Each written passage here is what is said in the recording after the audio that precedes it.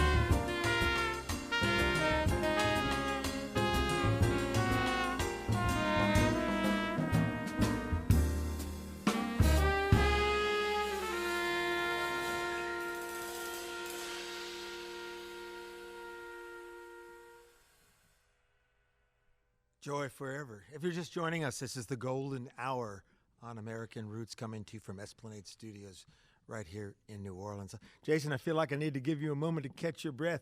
You're the kind of musician who's got to work it out because you're doing percussion. And I hate to ask you questions like running up next to a runner and saying, so can we talk about life a little bit, Jason? Not a problem. I noticed that. We were talking about your father a little bit before, and over the years we've talked. And I wondered, do you think of him as somebody that is a nostalgicist in any way? Because I always thought he was pretty hardcore about the facts and history. And there's so many song titles. We got one coming up called Nostalgic Impressions, and there's a lot of romantic titles in his list. But what's your sense of being close to the man, of his nostalgia or his just straight ahead qualities? Yeah, well, he was really holistic, I think is the best way to put it. Like he's one that has a holistic view of the world and of people, and even with the music, he would look at it in terms of how it related to things going on around the world. I remember one statement he made to me years ago when we were having one of these discussions, and I remember him saying, "Well, yeah, man, when Louis Armstrong was making those records with the Hot Five, man, Henry Ford and them was cooking, And I was like, oh. Timelines. But he was talking about just in terms of the level of creativity that was going on, not just in the music, but also just in the auto industry and things going on across in culture America. and history and commerce and society. And so the way that he is that when it came to music, the history was very important, but he would also look forward and also keep up with current things that are going on, like even during the time of the 1970s, and even the 1960s. There was a lot of pop music of the time that he was aware of, and even of the 70s. And sometimes he and I would have these discussions. If there was a tune from the 70s that I might know, he might ask me, "Well, how is it that you heard that?" And I said, "Well, I heard it from there." So there were a lot of those things that he was aware of. So the history was something that was very important, but he also moved forward as well. How about you? What is it you best appreciate about your father's music? I think for me it would be the variety and the different moods, and the fact that he never took melody for granted. Because that can happen nowadays, but that's another conversation. That's the thing. We got some guys to help with melody here tonight. Yeah, so that's the thing, and I think that he had such an understanding of music, just as a whole, and I can hear that even with how his playing evolved. Like if you hear a recording of him in the 1960s and then a recording of him in the 1990s, you hear all this music that has happened since that time in his playing. That he's been hearing, and then he makes it his own, does his thing, and sounds. So set us up for Nostalgic Impressions. Yeah, so this was a tune that he wrote in the 1970s for a band that he was leading that he called the Elm Music Company. And from what I understand, I think someone once asked him who had heard the band play live, I think they asked him, well, how is it that everything that you guys play is in thirds or is diatonic? And he said, he had to think about it. And he realized a lot of tunes they had been playing were diatonic. They were doing even then, they were doing some popular tunes of the time that group would do. So he decided, well, let me write something a little bit outside the mold, sort of. So he came up with this tune. And little did he know that was a tune that would, influence music really for generations, especially his second son, Wynton. This tune had a big mark on a lot of his tunes. All right. And so this was a tune that was on the Fathers and Sons album and actually has been recorded a few other times. This is entitled Nostalgic Impressions.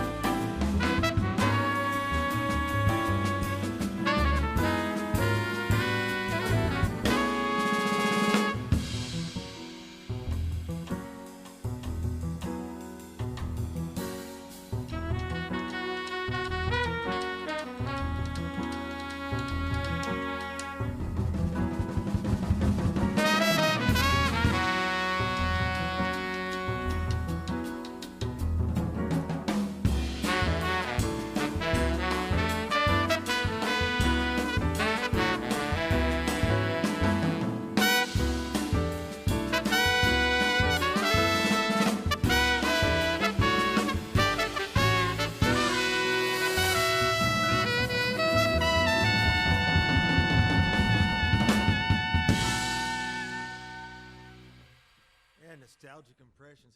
We got folks listening all around the world to the Jason Marsalis Quintet right now. Cape Town, South Africa, Argentina, Mexico, New Jersey, Wilmington, Delaware, Evanston, Illinois, Roswell, Georgia, San Diego, Lexington, San Francisco, Denver, Baton Rouge, and all points in between. So that's nice. We're glad you're out there. You know, in this time where we're isolated, we're also together. And we don't see you, you see and hear us, and we appreciate that. And we're just going to keep on moving along with it. You got a tune called Futuristic, so I guess that's the opposite of Nostalgic Impressions.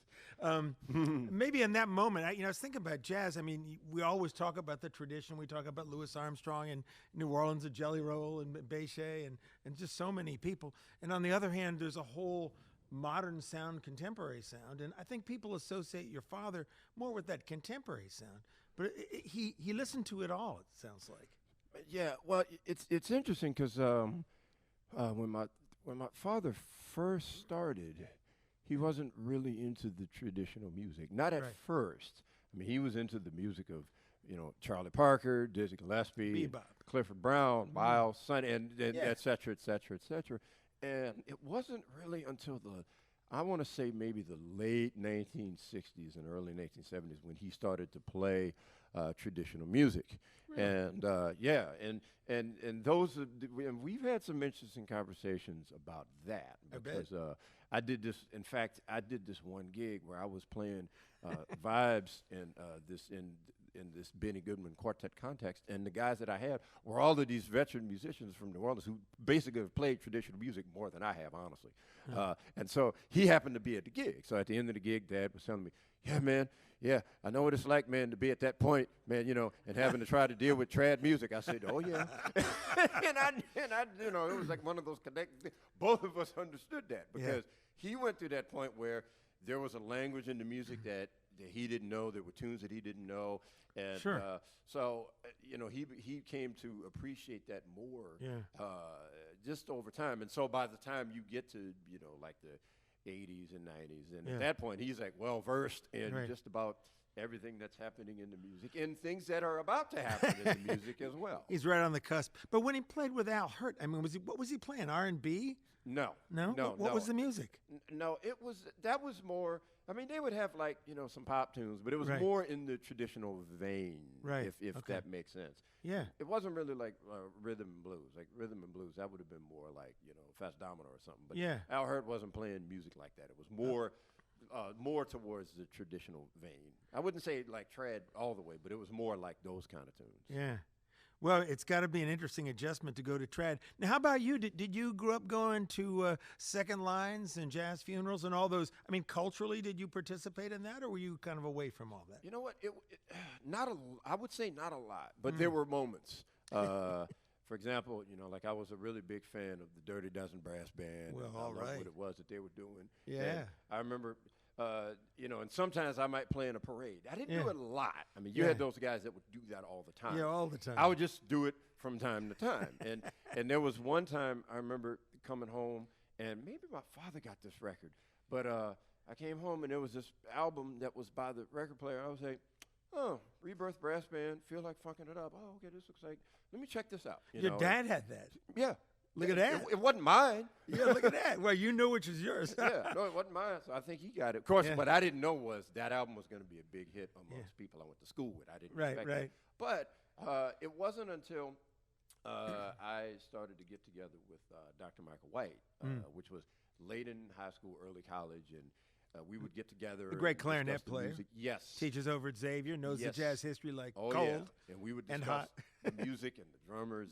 And then after a while, he started to ask me to play with him, and I started to play gig. Then I started to do traditional music more, playing on the drums. So it was one of those things. I didn't do it a lot as a kid, but as I got older, I did it more and more. I love that your dad had the album of Rebirth, was it? Yeah, no, it was. Yeah. Feel like how many times has a kid's dad hip him to new music?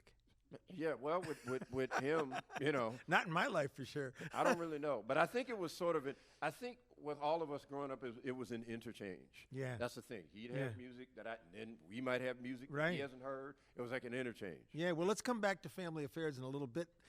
Tell us about Futuristic. Let's get there. Yeah, so this is it's another tune from the 1970s, and this is also on the Fathers and Sons album, and we're gonna play that one for you right now. This is Futuristic.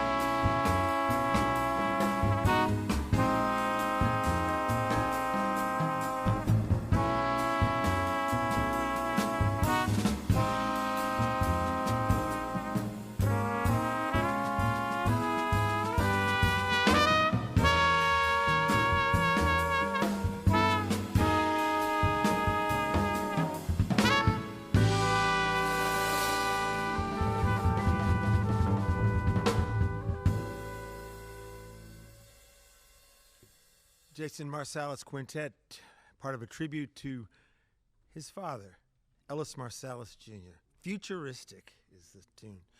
You know, I was hoping I could find Shay there across the way. Shay, can you hear me over there? Yeah, I can hear you. Could you lean into your mic just a little bit? Yep, I can hear you loud. There you go. That's good. You know, I just had to ask you, what's it like to play Mr. Marsalis' part? Oh, it's special every time, man. I feel like with Ellis, he's the pianist that I've had the deepest connection with, even from high school up until now. Like, the moment I heard him on the record, I immediately connected because he had everything there. And I remember coming up, I was one of those cats who really couldn't play fast, so I was just kind of forced to focus on melody. And that's what kind of drew me to Ellis, because it's like, you know, he can do all of that, but the melody was so strong. Yeah. And also, you know, I also had the chance to study with him in high school for a bit, and just to kind of speak to the kind of character he had. Yeah. I was paying for the lessons out of my pocket. Yeah. So once he actually found that out, he would let me come and study with him for free. So that's just one of the many stories, I'm sure, that people have of him. Yeah. Well, we'll get to a few more stories. Jason, why don't you come back over to the vibes? I had to ask you, how does somebody who's playing drums, mainly percussion, turn to vibes? That is a tall mountain to climb, I think. Oh, yeah, it is. And interestingly enough, it was actually my father's idea. Because it was in, when we came back to New Orleans, this was like 1989, and I was starting to study percussion. That's who'd been up in Virginia for a while. Yes, we were up in Virginia Commonwealth Richmond. University. Yes, he taught there for 3 years. And so we had come back, and I was starting to study percussion, like timpani and snare drum. And so he told me, well, you should get a set of vibes and start practicing that. And I thought about it, and I said, it's just not a bad idea, actually. And I started even getting ideas of what could be played. Now, I didn't practice them as much as I should have been, but it was some years later. Everyone says that to themselves at some point. Oh, yeah, yeah. But it was some years later that I decided, all right, let me really get serious about this instrument and doing gigs and so forth, and it was really terrible because I had no technique, but I just kept working on it. So it is a tall order, but it is percussion nonetheless. Right. It's really where melody and percussion meet. Yes, that is correct. I mean, is there any instrument where they meet quite so tightly? Not in that way. I mean, technically, piano is a percussion. Right, that's true. Yeah, though we have the only other strings one, and the keys and I got you. But with something that's struck with a mallet. So, yeah. But with keyboard mallets, it's definitely a tall order, but it's worth it to expand one's musicianship. All right. Well, maybe we should issue one more tall order and ask the gentleman with the horn section to come back to the bandstand. Oh, they're going to sit this out, aren't they? Yes, that is correct. Let me retake that. Sorry, gentlemen. I was going to engage in chin music, but we'll do that a little later on, maybe. All right. Yes. So what do we got here on the vibes you want to start off with? This is a tune that my father wrote right before he did a recording session with saxophonist Eddie Harris. And he wrote it, and he almost didn't bring the tune to the session, but he decided against it. Let me just bring this anyway. And it ended up being the title selection of the album. So this is entitled Homecoming. Homecoming, and you're going to be with Shay Pierre on piano. Yes. Duet with vibes and piano. Jason Marsalis. Ready? 1, 2, 3.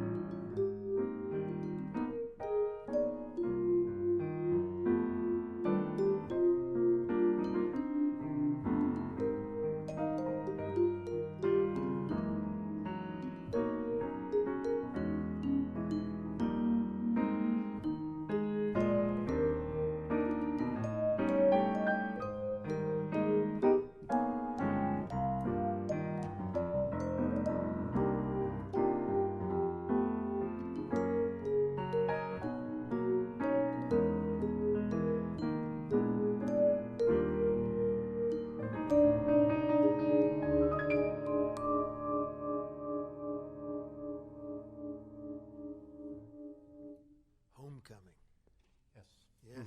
Jason, just tell us about the vibes for a minute. Maybe you could give us a quick walking tour. I mean, they're just magical sounding. I mean, they sound like they're from outer space and they're down home and they're incredible. They really make you vibe. Yes, that's one way to put it. Well, you have metal bars, and you also have a pedal, which gives the notes a sustain. So you can go from this to this. And there's also a vibrato, which changes the texture. Like. Nice. And you can even adjust the speed. Whoa. To where it's like real fast. Now, if you want to play like Lionel Hampton, then that's where like this kind of speed is appropriate. Yeah, boogie woogie on the vibes.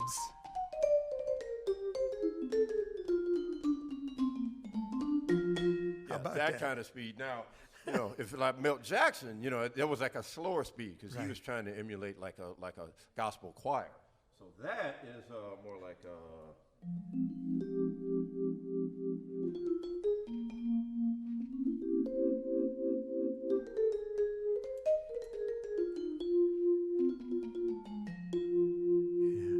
his was a little slower.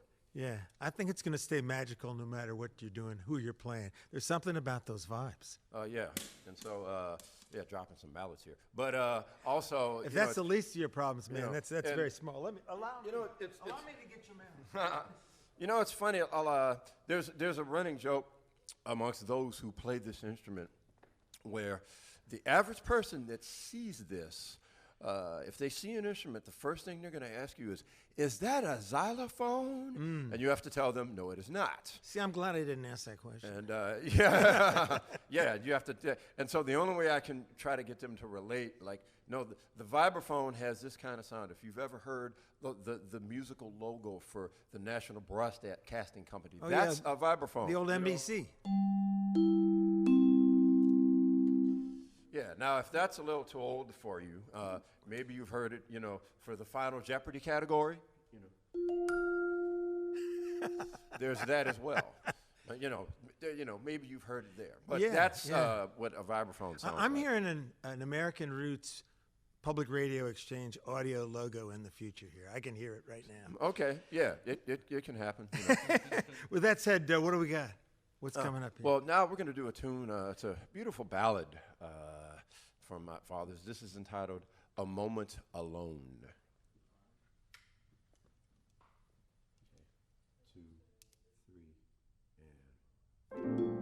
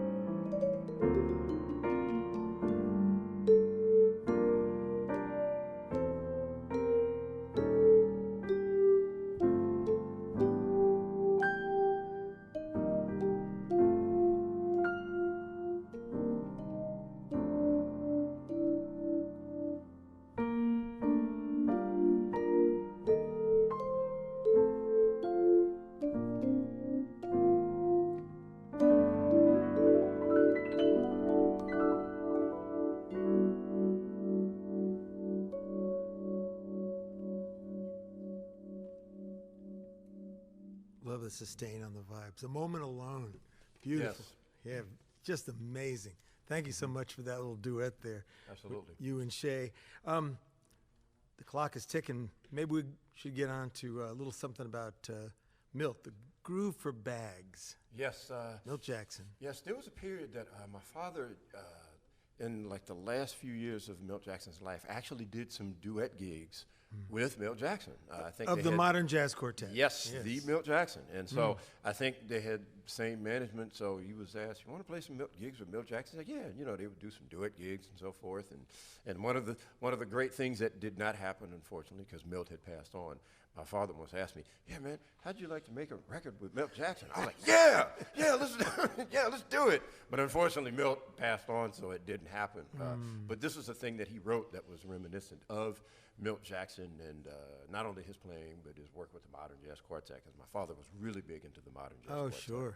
And so we're going to do a thing entitled A Groove for Bags. It's a little play on the title, Bags Groove, I might add. And a play on the tune, too. Oh, Bags yeah. Groove as well. Got to play on the tune and the words. Yep.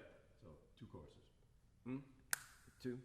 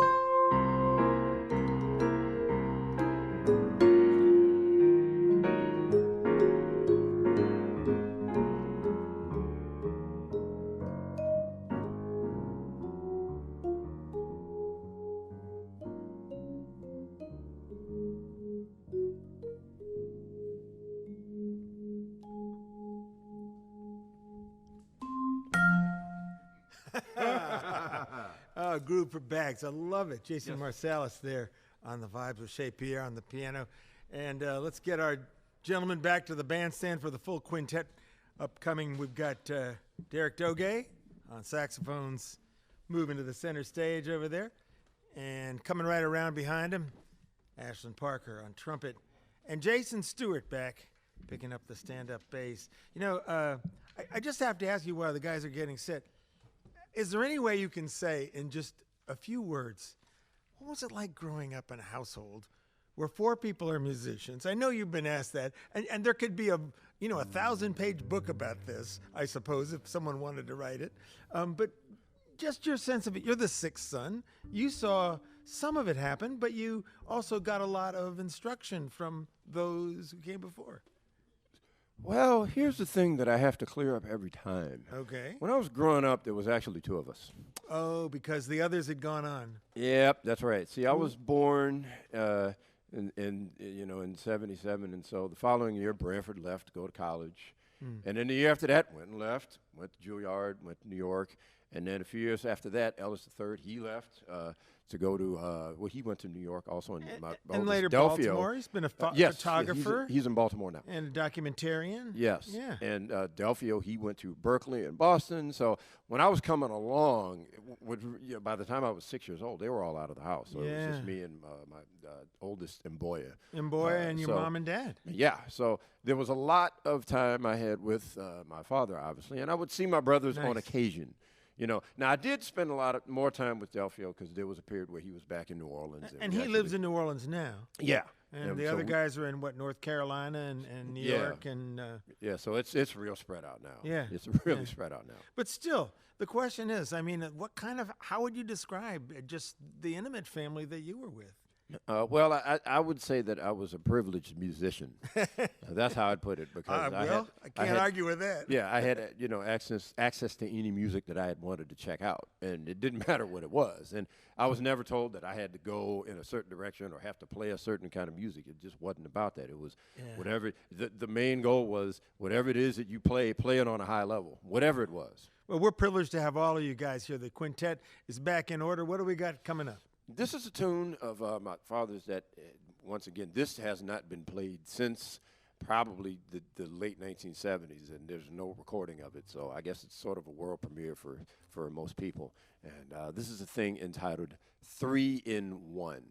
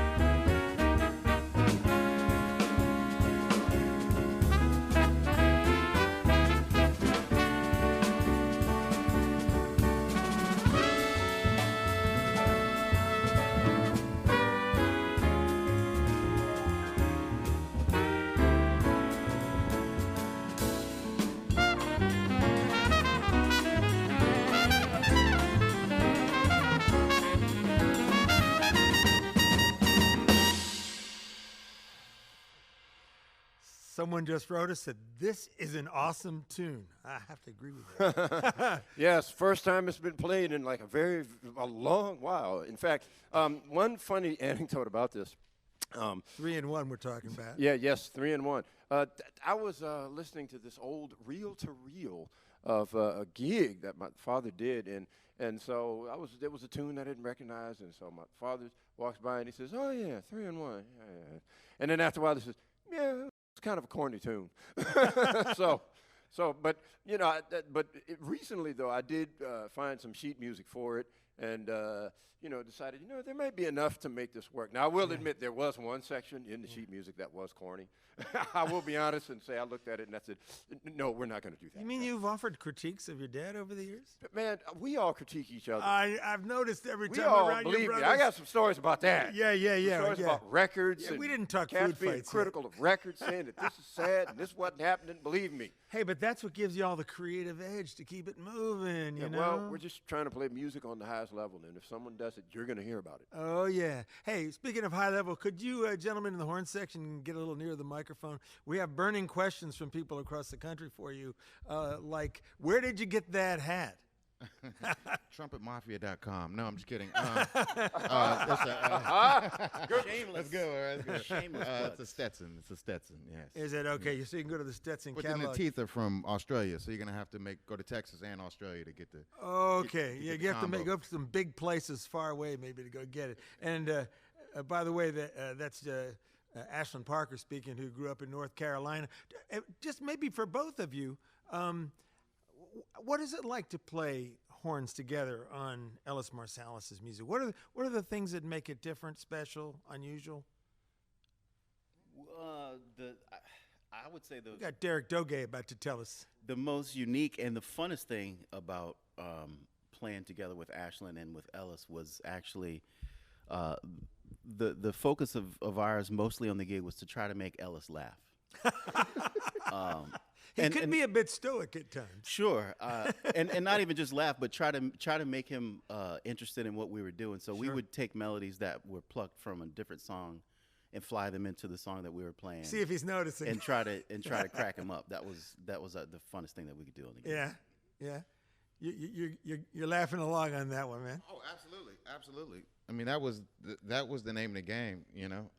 But here's the thing: as clever as we ever thought we were doing and trying to crack him up, he always beat us at the game. Yes. Yeah. You know, He beat everybody. and the stuff that he would quote we'd never heard before. I mean, So does that give you deep sympathy for Jason growing up around his dad? No. With Jason's skill set, he gets no sympathy from me, Okay, well, let's move to the next generation then. for sure. All right. Now, back there on the bass, Jason Stewart. You've known Jason Marsalis a long time. Yeah, and his father. I mean, I guess we probably met in the late 80s is when we met. And then, so we've been playing together ever since then, on and off in different configurations. Right. And then, the first gig I did with his father, I think, was 91. I was 19. Mm. Yeah. And you were at NOJNHP, but he wasn't there then, New Orleans Center for Creative Arts. The great Clyde Kerr Jr. was the teacher there. Legend. in Ellis New had Orleans. left and gone to Virginia. Before he and then came back, and he was at UNO. I think he was at UNO when I started at NOJNHP, Right, but University of New nevertheless, Orleans. he wasn't at NOJNHP anymore. Yeah. So as a bass man, I mean, how does the music, challenge you, create what you're interested in, Well- make you crazy? What does it do for you to play this music? All of the above.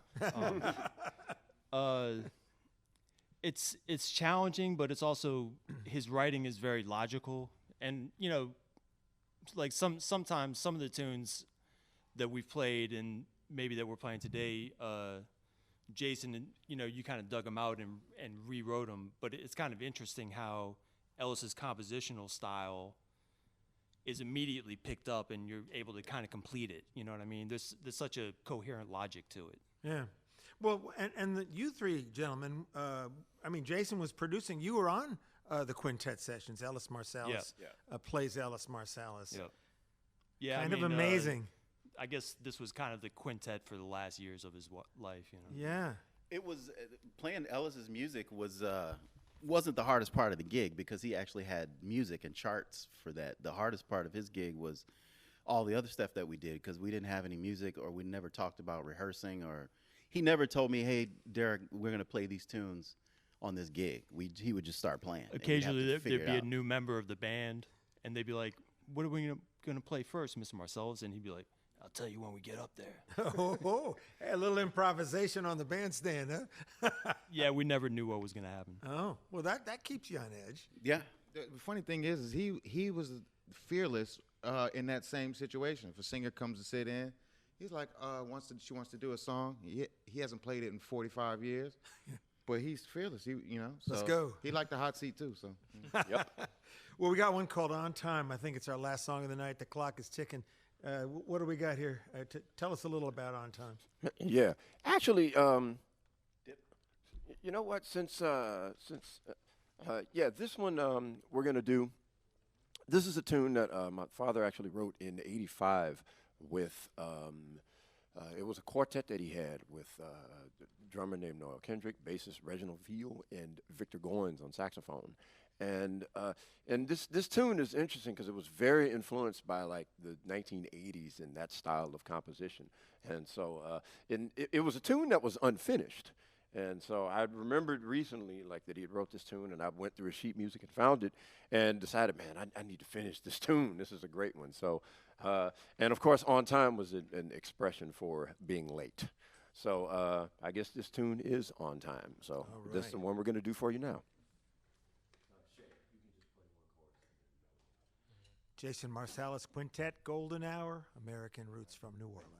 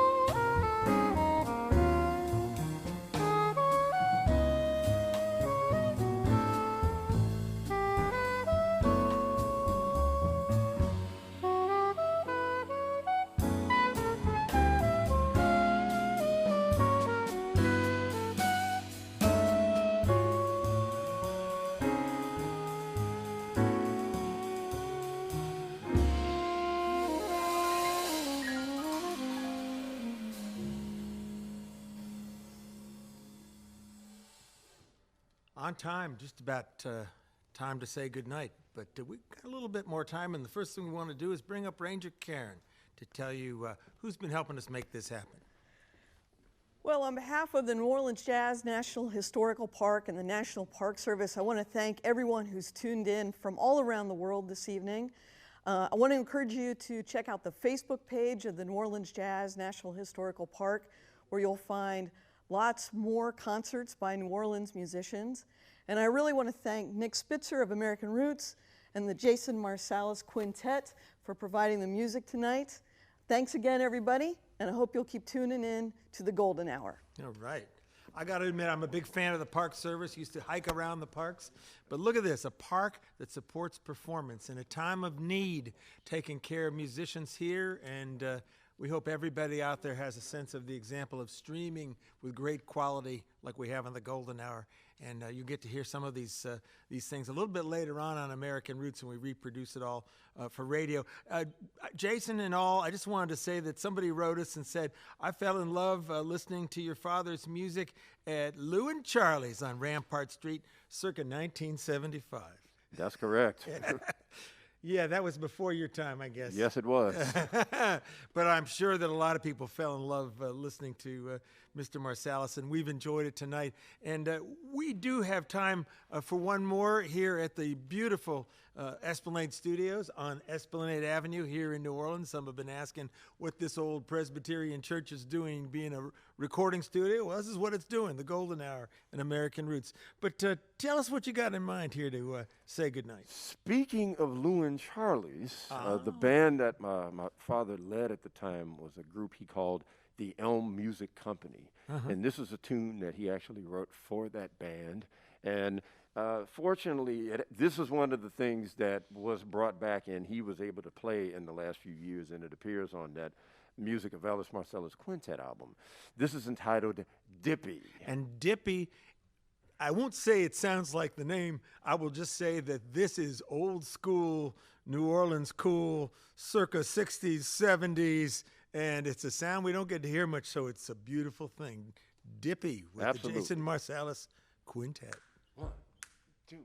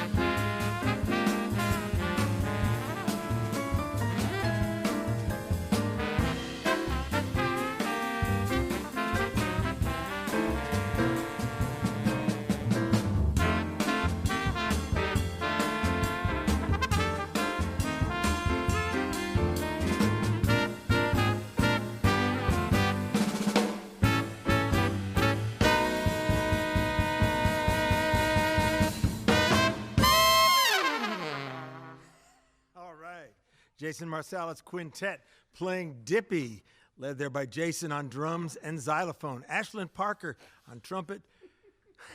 Derek Doge on saxophones. Jason Stewart on bass. And Shay Pierre on piano. Wow. I want you to join us next week for Layla McCalla with Creole banjo man Don Vappy and accordion and fiddle player Cedric Watson. This is American Roots with the Golden Hour. Thanks to the National Park Service, Elephant Quilt Productions, Esplanade Studios, and our American Roots team. And thousands of you listening all over the world. I forgot to say Armenia, Ohio, Michigan, Chicago, Bucks County, PA, Cambridge, St. Paul, Concord, Vancouver, Phoenix, whatever time of day it is, wherever you are. Bonsoir, buenas noches, guten Nacht. Good night from New Orleans.